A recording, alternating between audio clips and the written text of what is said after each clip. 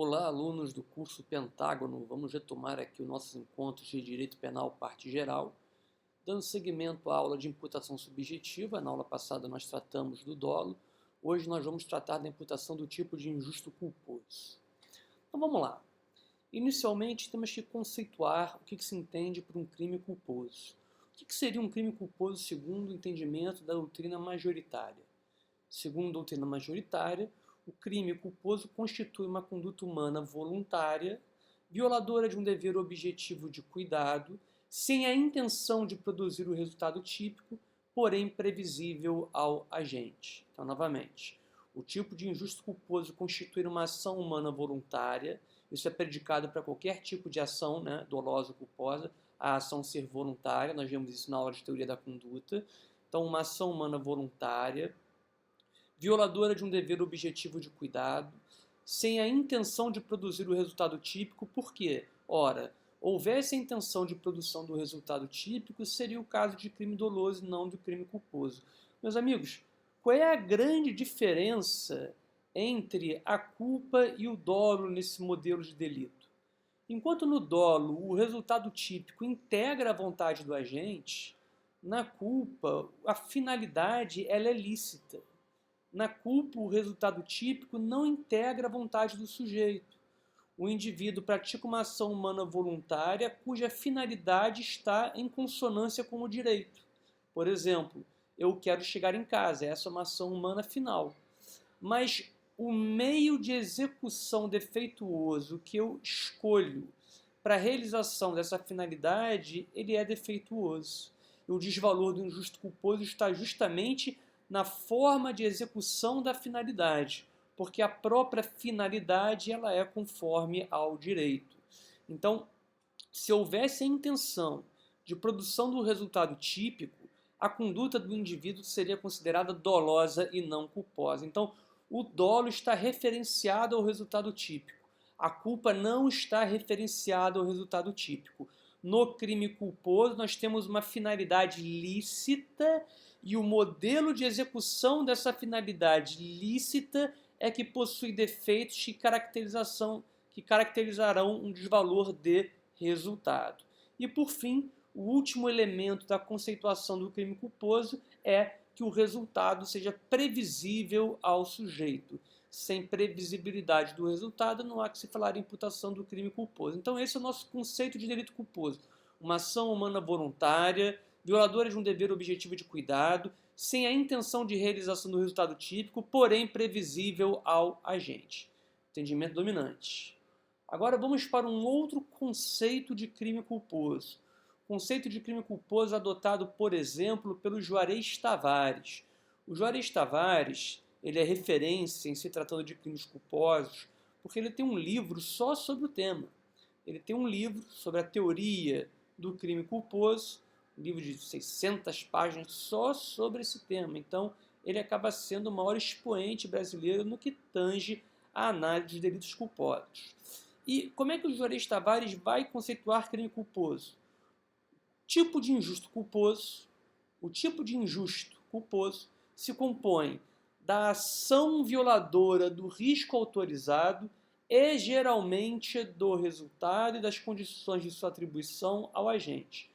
O tipo de injusto culposo se compõe da ação violadora do risco autorizado.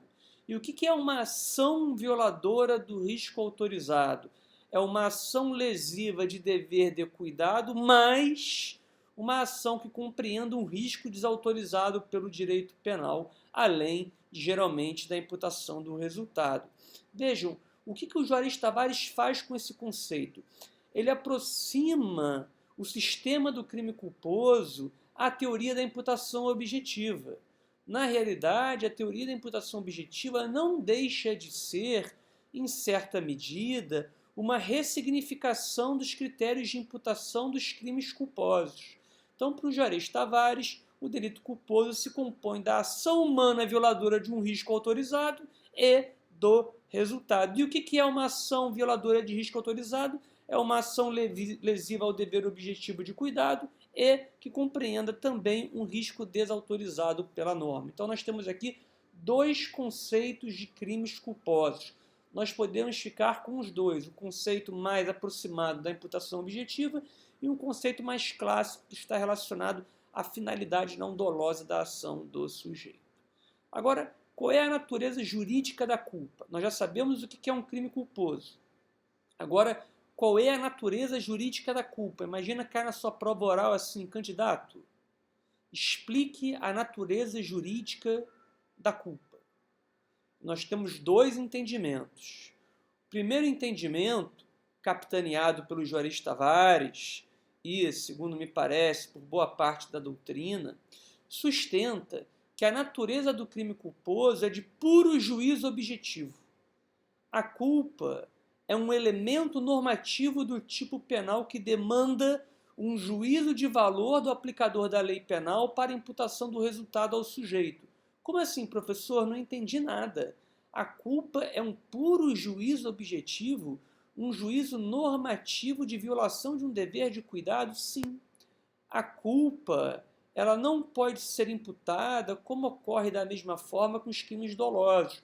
Eu preciso me socorrer de um juízo de valoração para entender se houve violação da norma de cuidado ou não.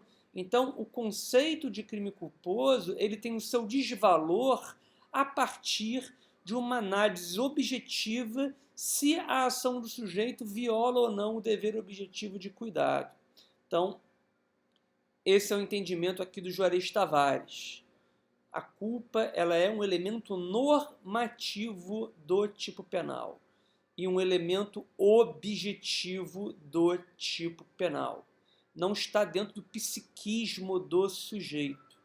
Já um segundo entendimento, e aqui nós temos a posição do Fernando Galvão e do Leonardo Schmidt, do João Paulo Martinelli, que é o livro, né, de referência para a nossa prova.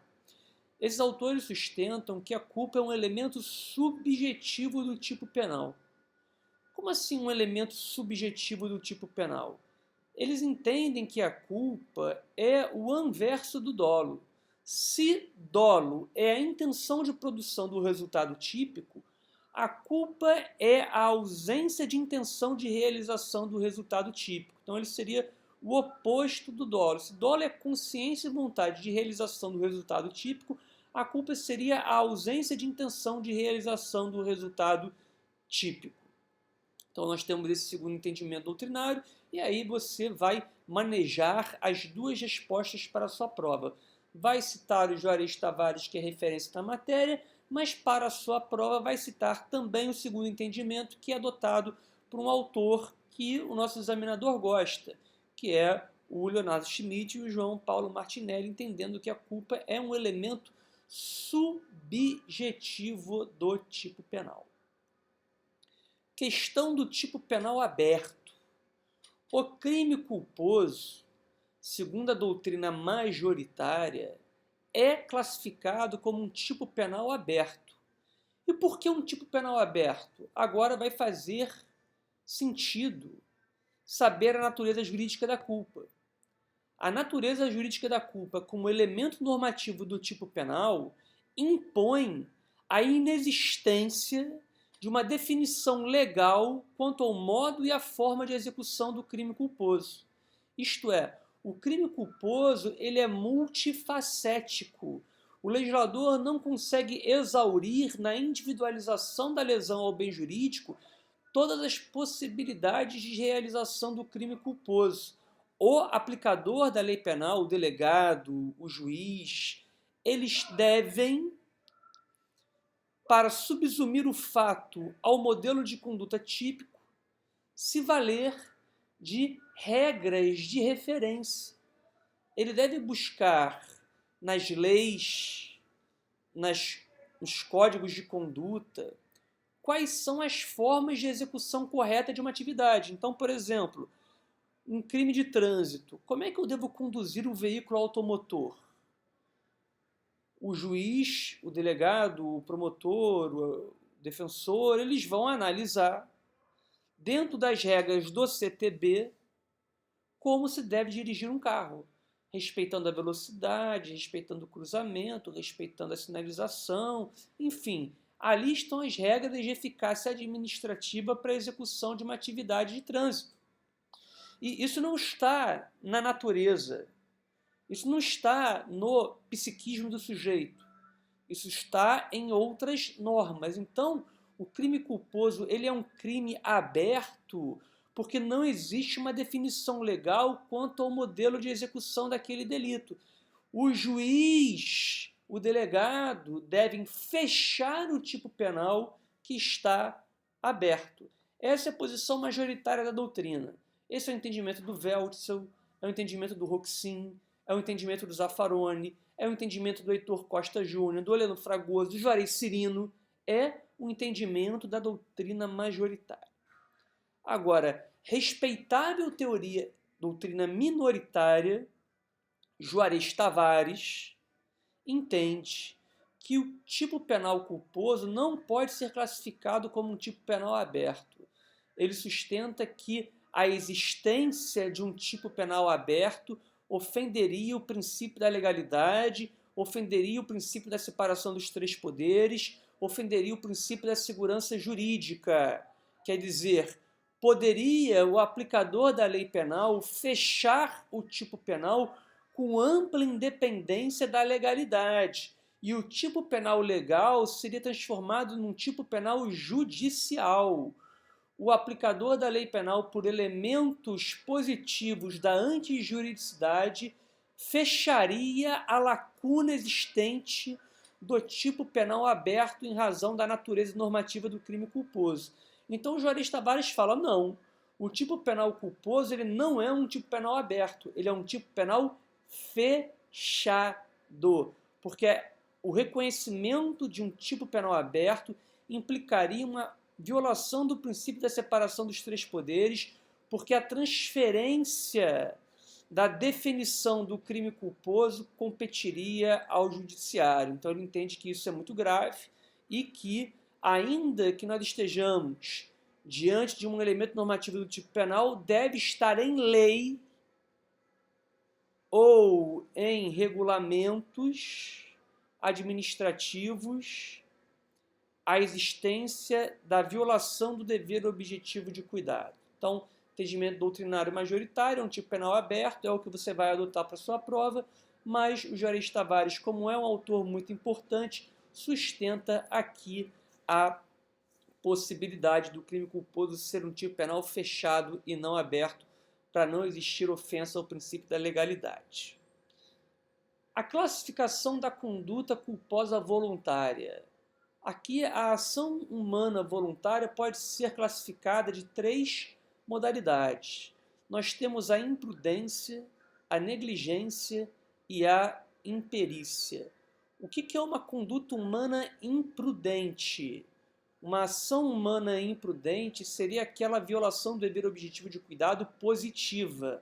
O sujeito, de maneira excessiva, realiza uma conduta paralela ao dever objetivo de cuidado que norteia o exercício daquela atividade. Por exemplo, eu conduzo meu veículo automotor com excesso de velocidade. Então, é uma ação positiva da violação do dever objetivo de cuidado. O que é a negligência?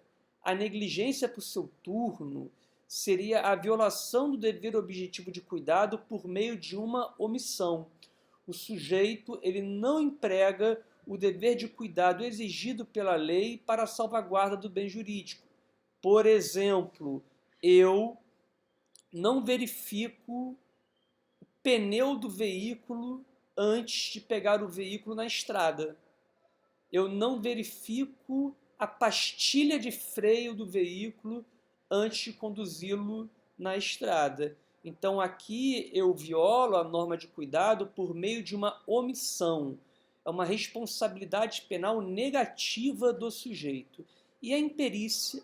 Na imperícia nós temos a violação do dever objetivo de cuidado por uma ausência de capacidade especial do sujeito para realizar a norma de cuidado.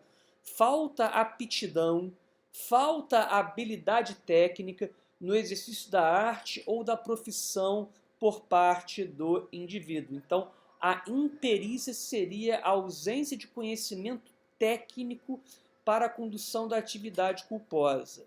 Em relação à imperícia, eu chamo a atenção do artigo 121, parágrafo 4º do Código Penal, que traz uma causa de aumento de pena para o homicídio culposo. No homicídio culposo, nós temos a seguinte previsão no parágrafo 4º. Se o crime resulta de inobservância de regra técnica de profissão, arte ou ofício, aumenta-se a pena do homicídio culposo. Aí você pode falar, peraí, mas isso não constituiria um bis in idem penal? Uma vez que eu já me valho da violação da norma técnica para a imputação do crime culposo e eu novamente me valho da violação da norma técnica para aumentar a pena do homicídio culposo? Então, segundo a doutrina e a jurisprudência, nós temos que aplicar esta causa de aumento de pena com cuidado. Por quê? Ela é uma causa de aumento de pena que não é aplicada para atividade amadora. Ela é uma causa de aumento de pena aplicada para aquele indivíduo que tem conhecimento da técnica, mas não a utiliza ou a inconsidera. Portanto, quando nós falamos na causa de aumento de pena por violação de regra técnica de profissão, arte ou ofício, eu estou falando daquele indivíduo que tem um conhecimento especial, mas não se vale do seu conhecimento especial para a evitação do resultado. Exemplo, um médico que deixa observar um procedimento cirúrgico, uma regra de procedimento cirúrgico, o policial que não obedece o protocolo para a cautela de uma arma de fogo.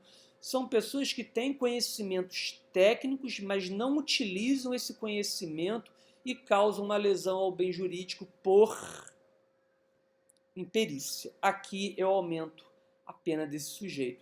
É aquela história do Homem-Aranha, né? Com grandes poderes vem grandes responsabilidades. Quem tem maior possibilidade de controle da atividade possui um dever especial de evitação do resultado. Nós temos aqui uma jurisprudência sobre o tema. Quem quiser anotar, o agravo regimental no agravo em RESP 10.97076 de São Paulo. E o que nós temos aqui nesse agravo regimental? Seguinte passagem. Atribui-se maior reprovação à conduta culposa que despreza a existência de norma técnica disciplinando a atividade exercida. Isso porque ao profissional que desempenha certas atividades, como médico ou engenheiro, impõe-se o maior dever objetivo de cuidado. Nessa linha de entendimento, a jurisprudência dessa corte assentou que a causa de aumento de pena referente à inobservância de regra técnica de profissão se situa no campo da culpabilidade, demonstrando que o comportamento do agente merece maior censura. Demonstrada a saciedade nos autos que o acusado foi negligente ao não se preocupar com a segurança dos trabalhadores da obra, por cuja fiscalização era responsável, desrespeitando também com essa conduta a norma específica da profissão, incide a causa de aumento de inobservância de regra técnica ou de profissão.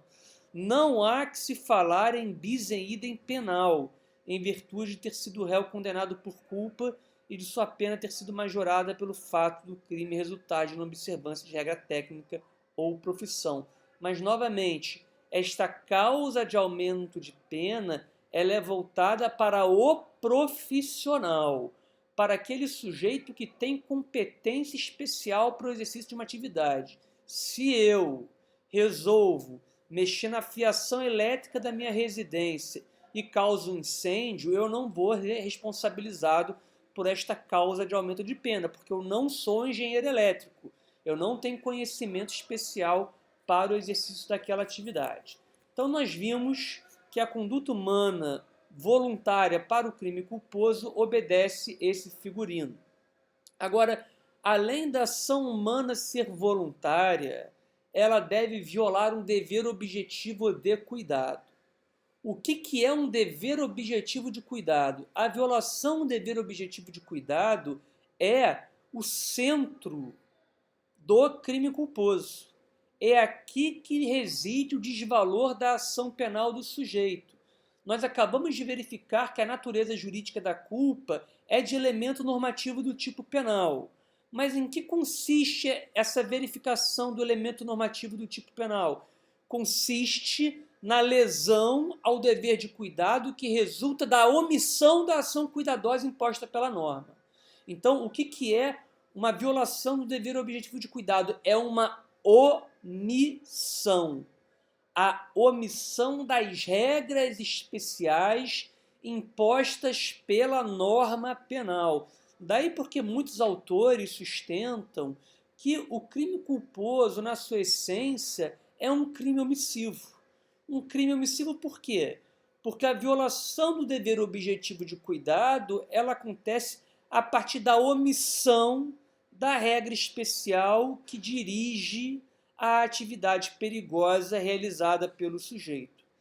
Esse dever de cuidado, segundo Juarez Tavares, pode ser um dever de cuidado interno ou um dever de cuidado externo. O que é um dever de cuidado interno? É o dever de reconhecimento do perigo para o bem jurídico. Isto é, ele está dentro do plano intelectual do sujeito. O indivíduo tem o dever intelectual de reconhecer que a sua atividade representa um risco de lesão para o bem jurídico. E a partir deste reconhecimento, ele deveria abandonar a atividade ou ativar um contrafator de evitação do resultado e dirigir a atividade dentro do risco autorizado pelo direito. Exemplo: conhecimento especial do autor que na hora do cruzamento X, a rua está cheia de crianças na saída da escola. O anestesista, outro exemplo, deve reconhecer a possibilidade de reação alérgica da anestesia que ele emprega no paciente.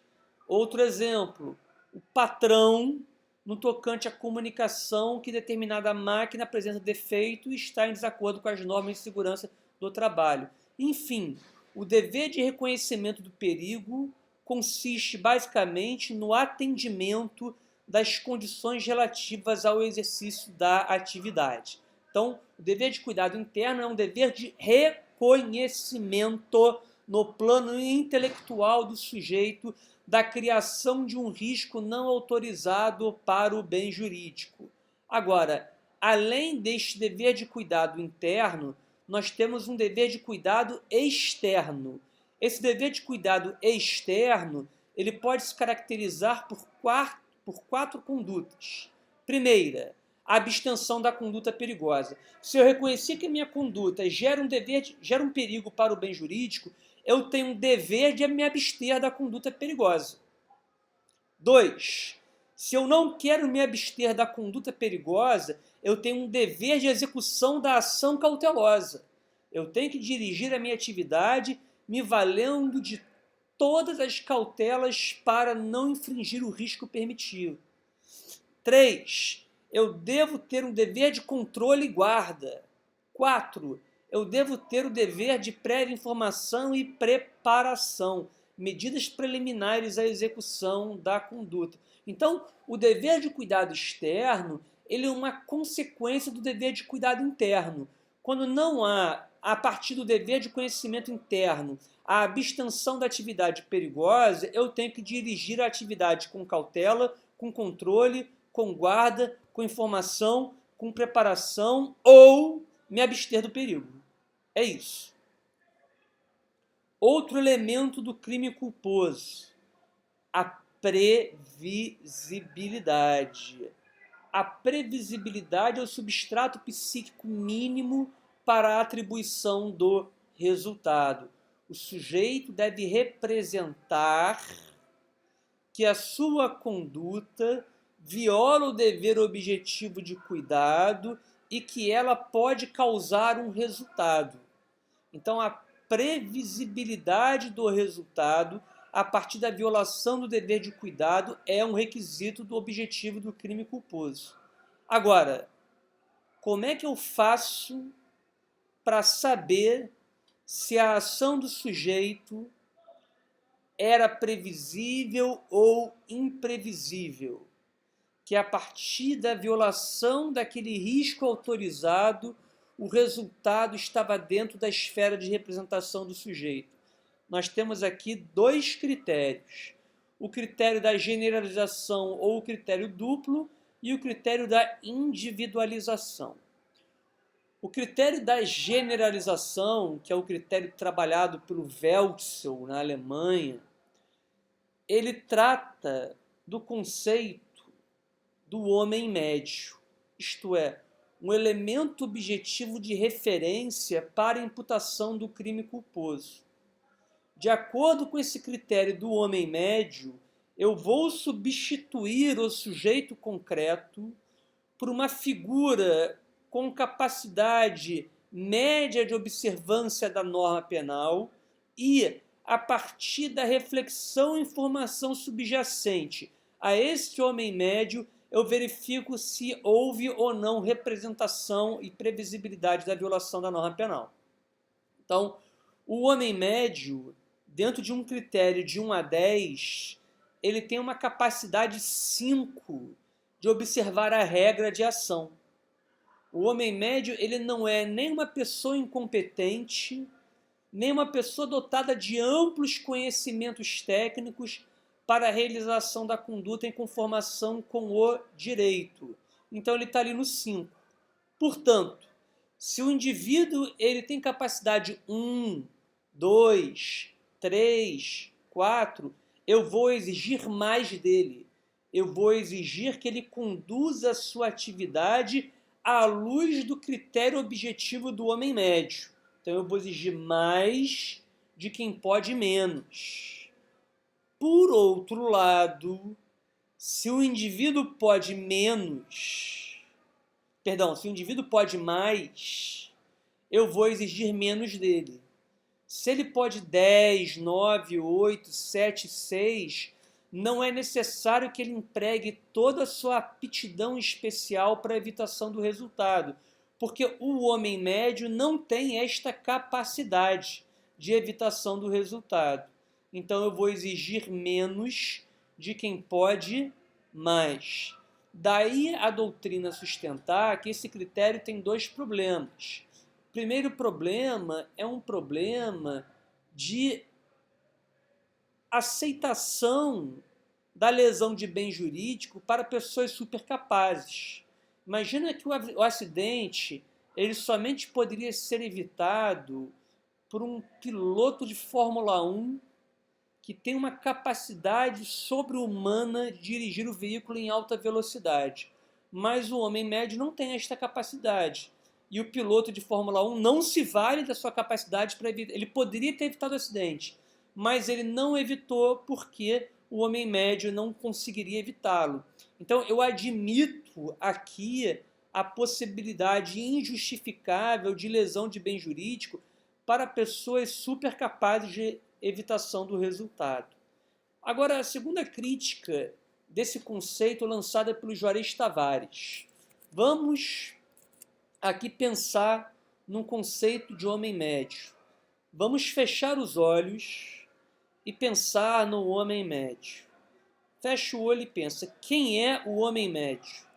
Quem é a figura que vem à sua mente? Vamos pensar, uma figura média, uma figura prudente, racional, quem é que veio à sua cabeça? Veio William Bonner, do Jornal Nacional?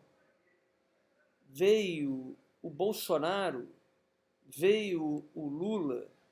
Quem vem na sua cabeça para preencher esta figura de referência prudente e racional de violação da conduta de risco para a realização do resultado? Quem é este homem médio? Ele não existe. A figura do homem médio nada mais é do que uma projeção pessoal do julgador para o caso concreto. Ao invés de ele pensar num padrão objetivo e coerente de um homem prudente, ele pensa: o que eu teria feito? O que eu teria feito diferente para a evitação do resultado? Ora, eu jamais deixaria uma criança desacompanhada andar de elevador sozinha nas dependências de um prédio. Não é o que o homem médio faria, é um juízo subjetivo pessoal do próprio julgador. Então, na realidade, esse conceito de homem médio seria um conceito pessoal e especial do próprio aplicador da lei penal. Não existiria essa figura abstrata do homem médio. Outro problema do homem médio: a ciência moderna já abandonou o procedimento padronizado ou estático. Vocês vão lembrar que na aula de causalidade, o conceito de causa para a física quântica, ele passa a ser estudado a partir do indeterminismo.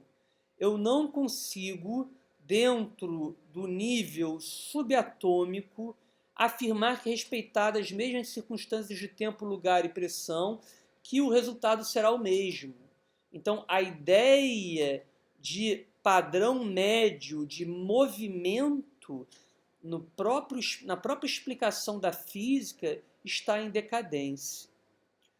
O critério do homem médio, segundo Juarez Tavares, ainda ofenderia o princípio da legalidade, porque a lei não exige, enquanto critério de imputação do crime culposo, a existência da figura do homem médio para a imputação do resultado. Então, nós temos aqui a violação ao princípio da legalidade e, por fim, a última crítica lanceada pelo Juarez Tavares seria que, para que nós possamos saber qual é o conceito médio, qual é o padrão médio de referência para o exercício de uma determinada atividade, nós teríamos que saber como toda a humanidade, como os 7 bilhões e tantos de pessoas existentes no mundo, realizariam aquela atividade em substituição do autor. E nós não temos a possibilidade da delimitação desse recorte. É impossível que nós saibamos como a humanidade, do ponto de vista da experiência, agiria com o padrão médio de comportamento. Então, ele abandona o conceito de homem médio, porque é um conceito artificial que exprime somente a própria individualidade do aplicador da lei penal. Vem um segundo critério, que é o critério da individualização. O critério da individualização, ele não trabalha com a figura objetiva do homem médio. Na realidade, ele vai considerar, no caso concreto, as diferenças e a capacidade individual das pessoas para seguir a regra de dever de cuidado. Então, dentro daquela nossa régua normativa de 1 a 10, não existe a figura do homem médio de 5. Eu vou exigir 1 de quem só pode 1. Se a pessoa ela é cega, eu não vou exigir mais de um cego. Eu não vou exigir como o homem médio poderia agir. Se a pessoa pode 10, eu vou exigir 10, porque eu não vou chancelar a violação de dever de lesão ao bem jurídico. Então, o que acontece no critério da individualização?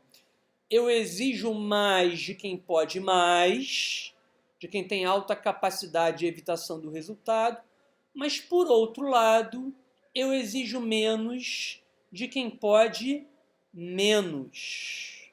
E isso, de alguma forma, representaria um flanco aberto do direito penal para o risco de lesão de bem jurídico.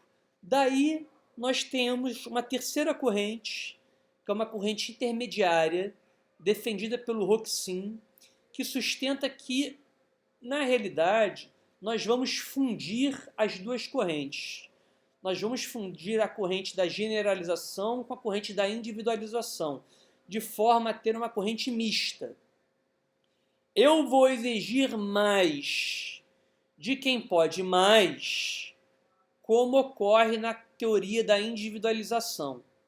Mas eu vou exigir mais de quem pode menos, como ocorre na teoria da generalização, que trabalha com o conceito de homem médio. Eu vou exigir de quem pode menos que se comporte como o homem prudente e racional agiria. Conclusão: exige-se mais de todos os indivíduos.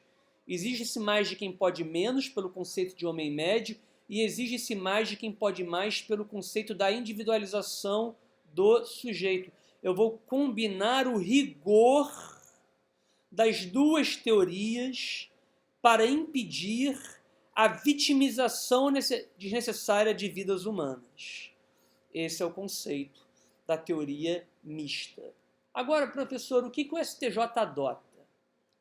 O STJ, se você pegar o informativo 557 do STJ, nós temos a posição do STJ pela adoção da teoria da generalização. O STJ não fala em generalização, mas pela interpretação do julgado, nós chegamos à conclusão que a teoria adotada pelo STJ é aquela que admite o conceito de homem médio como centro de referência para a imputação de crimes culposos. Vamos a um trecho do julgado do STJ. A culpa, por sua vez, decorre da violação do dever objetivo de cuidado, causadora de perigo concreto ao bem jurídico tutelado. A par disso, frise-se que, segundo a doutrina, no momento de se determinar se a conduta do autor se ajusta ao tipo de injusto culposo, é necessário indagar, sob a perspectiva ex ante, se no momento da ação ou omissão era possível para qualquer pessoa no lugar do autor, homem médio, para qualquer pessoa no lugar do autor, identificar o risco proibido e ajustar a conduta ao cuidado devido. Ponto. Então, o STJ aqui acaba adotando o critério da generalização para a imputação do conceito de homem médio.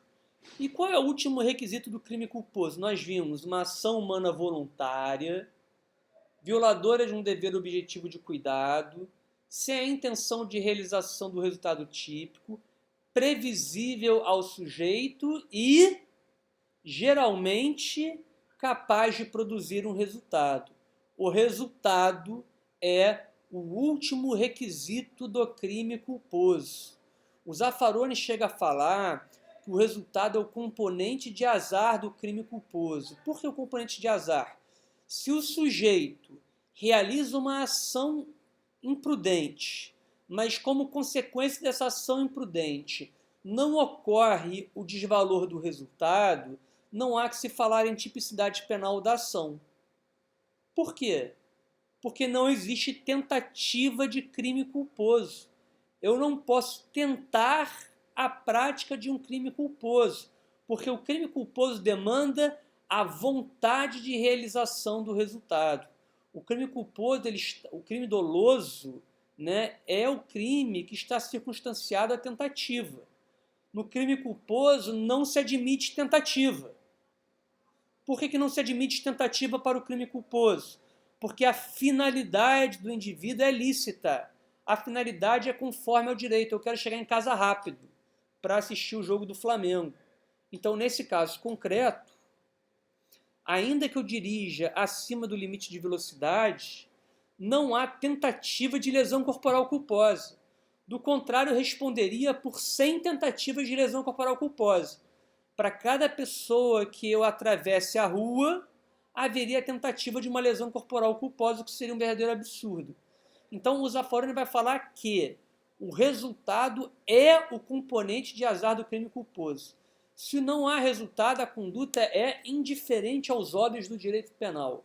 Agora, se acontece o resultado material do delito, o sujeito responde pelo crime culposo na sua integralidade. Então, é no resultado que está o desvalor do crime culposo. Ah, professor, mas existe a possibilidade de um crime culposo sem resultado? Segundo o Leonardo Schmidt e João Paulo Martinelli, sim. Segundo esses autores, é possível a existência de crimes de mera atividade culposos. O que é um crime de mera atividade? É aquele que o tipo penal não descreve a existência de um resultado. O resultado ele é puramente jurídico. O resultado se verifica somente no sentido jurídico e não no sentido material.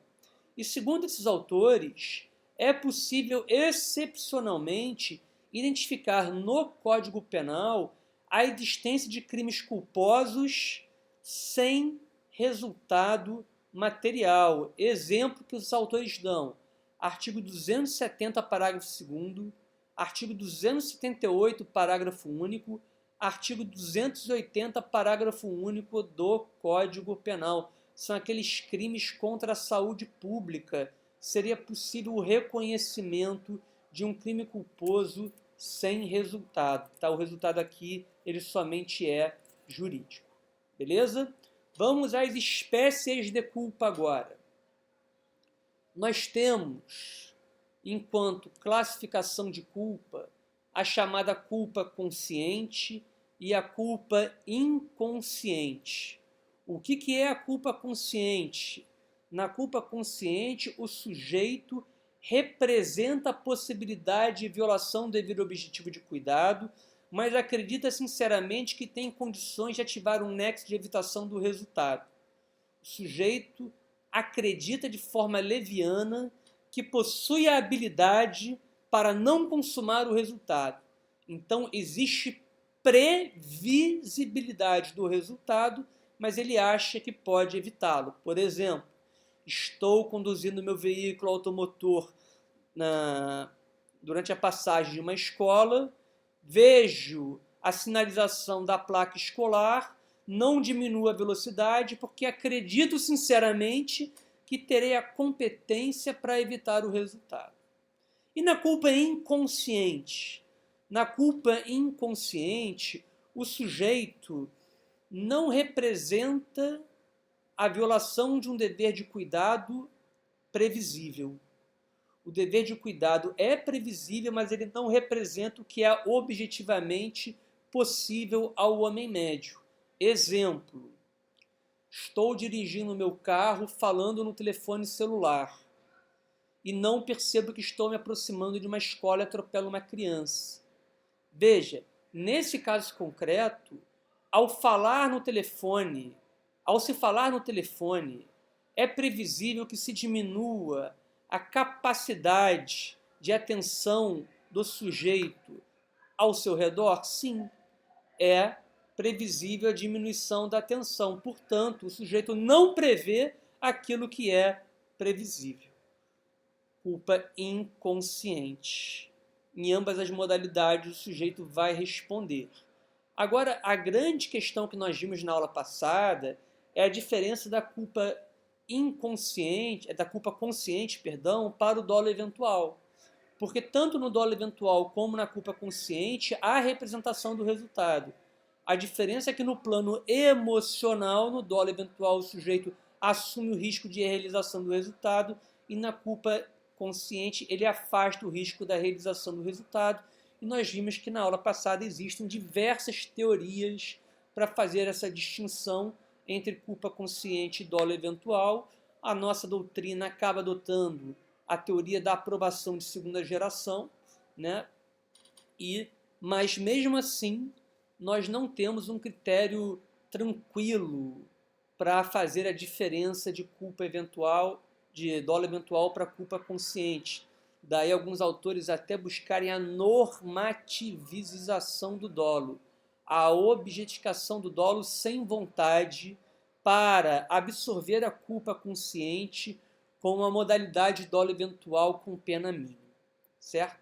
Bom, em relação aos crimes culposos, eu ainda quero falar dos crimes de trânsito com vocês, porque a ampla maioria do espectro de imputação dos delitos culposos ocorrem por meio da violação do CTB. Então, vamos rapidamente ao CTB, via lesão corporal culposa na direção de veículo automotor e o homicídio culposo na direção de veículo automotor. O que nós temos no CTB? Nós temos os chamados crimes de trânsito. O que é um crime de trânsito? É um crime que ocorre na direção de veículo automotor. É um crime que ocorre na direção de veículo automotor. Existe um ato de direção na condução do veículo automotor para a causação do resultado. Por exemplo, não seria regido pelo CTB um veículo estacionado que o freio de mão acaba falhando e o veículo atropela uma pessoa sem a condução do motorista. Então, o veículo automotor demanda um ato de direção para a realização do resultado. Dentro do CTB, nós temos 2 crimes de dano, que é justamente a lesão corporal culposa e o homicídio culposo, e nós temos os demais crimes de perigo. Ou seja, do artigo 304 ao artigo 311, nós estamos diante de crimes de perigo abstrato ou crimes de perigo concreto. E no artigo 302 e 303 do CTB, nós estamos diante de crimes de perigo, de crimes de dano. Nós estamos diante de crimes de dano. Então, os crimes de dano do CTB são todos culposos. Todos os crimes de dano do CTB são crimes culposos, porque nós estamos falando de lesão corporal culposa na direção de veículo automotor e homicídio culposo na condução de veículo automotor. A primeira pergunta que eu faço aos senhores é a seguinte: qual é a natureza jurídica das normas de trânsito? Se a violação do dever objetivo de cuidado deve ter por objeto uma norma de trânsito, qual é a natureza jurídica dessa norma de trânsito? Segundo Juarez Tavares, seria uma norma prática de eficácia, uma regra de eficácia administrativa. A violação de uma norma de trânsito é um indício preliminar de violação da norma penal. Quando eu não conduzo a minha atividade respeitando as diretrizes, por exemplo, do artigo 28 do CTB, eu estaria na iminência da violação da norma penal. Mas só porque eu violei uma norma de trânsito, automaticamente já há a violação da norma penal? Não. A violação da norma penal é um indicativo provisório da violação da norma penal. Então imagina, eu estou dirigindo um veículo acima do limite de velocidade numa ilha deserta ou num condomínio deserto. Quer dizer, ainda que eu viole a norma de trânsito, não há violação na norma penal. A norma penal, como regra, será uma consequência da violação da norma de trânsito. Vamos, então, nós já sabemos a natureza jurídica das normas de trânsito do CTB. Normas de eficácia administrativa que representam um indicativo preliminar da violação da norma penal. Agora, no artigo 302, o que nós temos? O homicídio culposo na direção de veículo automotor. Praticar homicídio culposo na direção de veículo automotor, pena de 2 a 4 anos. E aí nós temos uma causa de aumento de pena. A pena é aumentada de 1/3 à metade se o agente, aí vem os incisos, nós vamos ver algumas jurisprudências em relação a esses incisos. Se o sujeito não possui permissão para dirigir ou carteira de habilitação, se o sujeito pratica o crime em faixa de pedestre ou na calçada, se o sujeito deixa de prestar socorro quando possível fazê-lo, sem risco pessoal para a vítima do acidente, ou se ele, no exercício da sua profissão ou atividade, está conduzindo o veículo sob transporte de passageiros.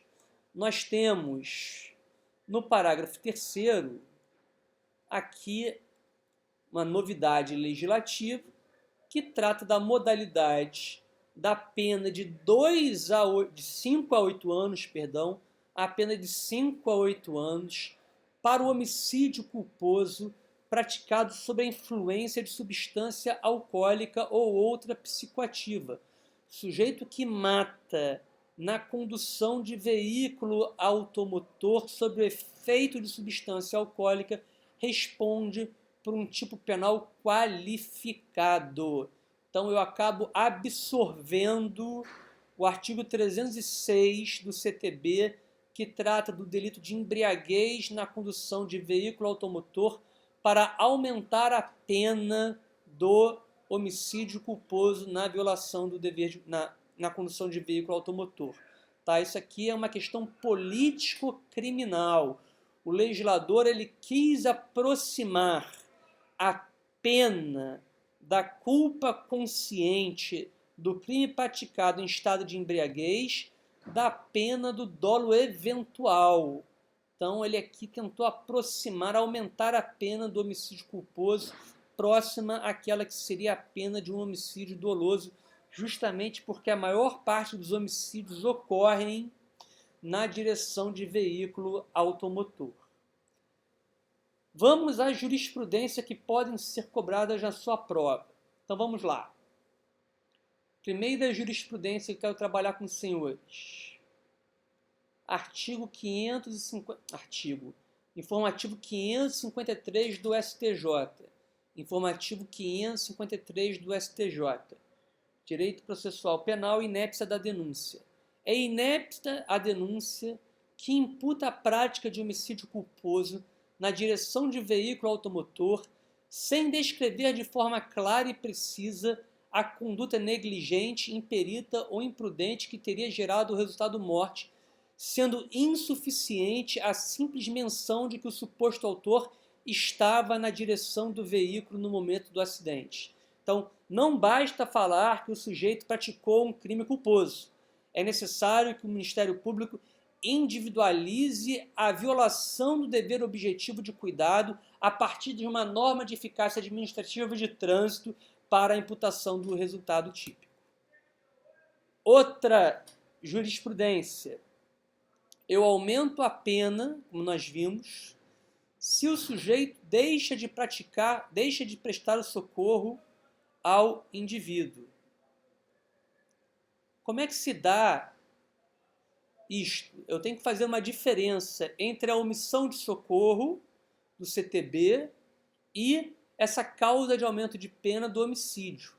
Esta causa de aumento de pena do homicídio, ela está relacionada ao condutor do veículo. Condutor do veículo que causa o homicídio, ao passo que a omissão de socorro estaria relacionada com os outros envolvidos do acidente que não seriam o condutor do veículo.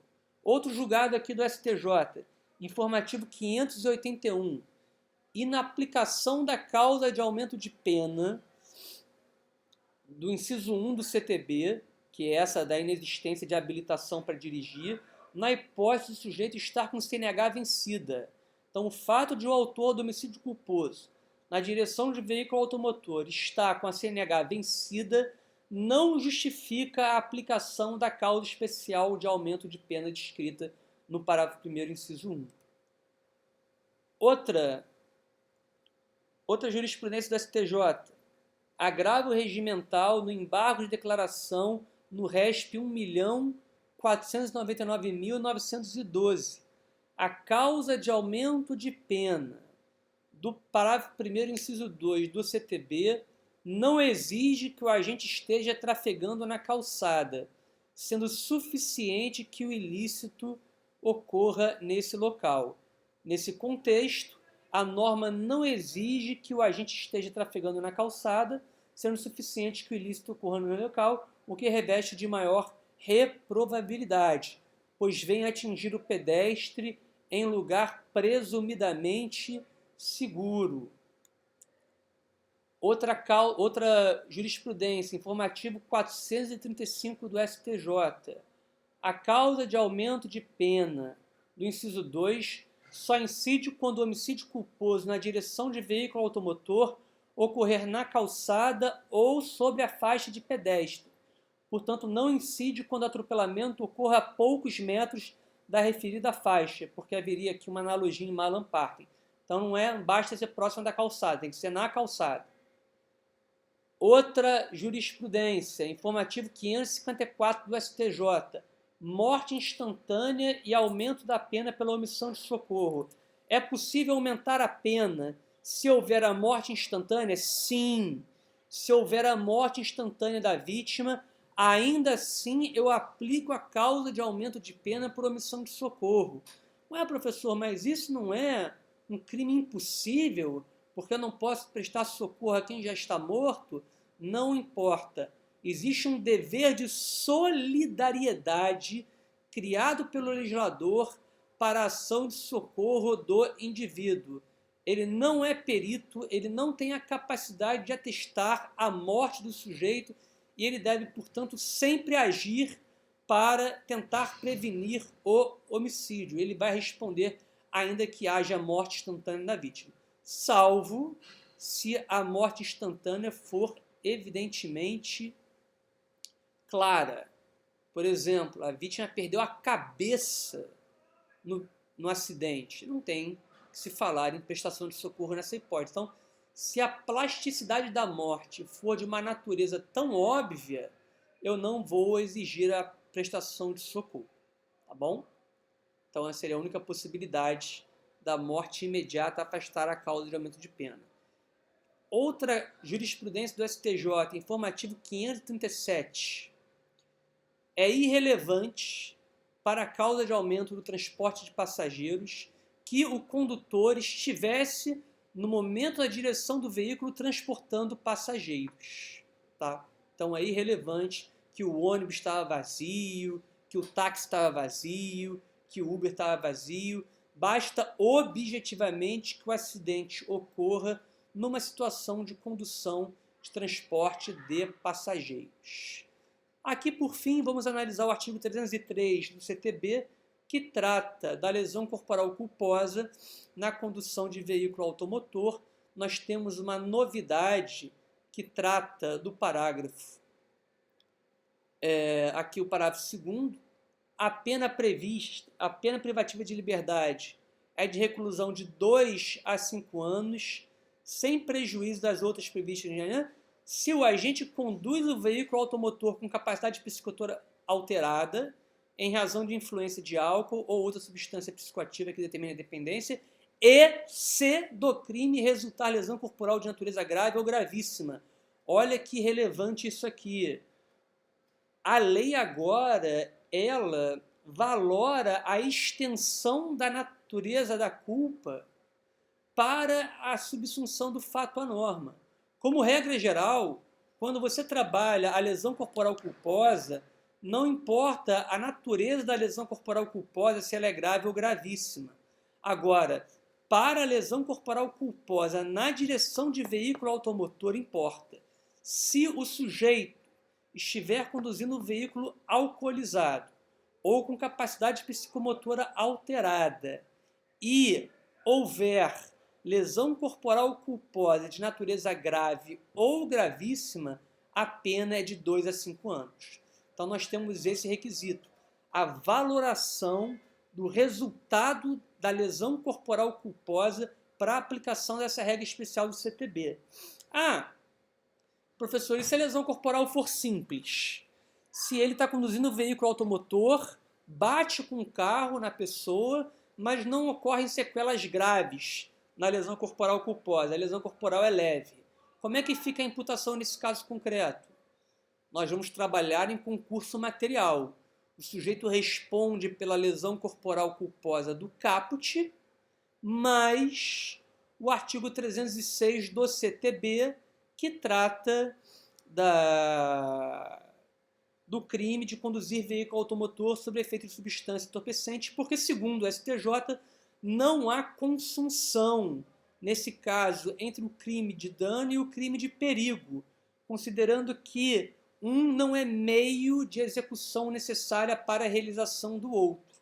Nesse caso, portanto, nós estamos diante de uma hipótese de concurso de crimes. Para a gente fechar, 2 julgados do STJ sobre o tema. Primeiro, informativo 563 do STJ. Na primeira fase da dosimetria da pena, o excesso de velocidade não pode ser considerado na aferição da culpabilidade do agente que pratica delito de homicídio ou de lesão corporal na direção de veículo automotor.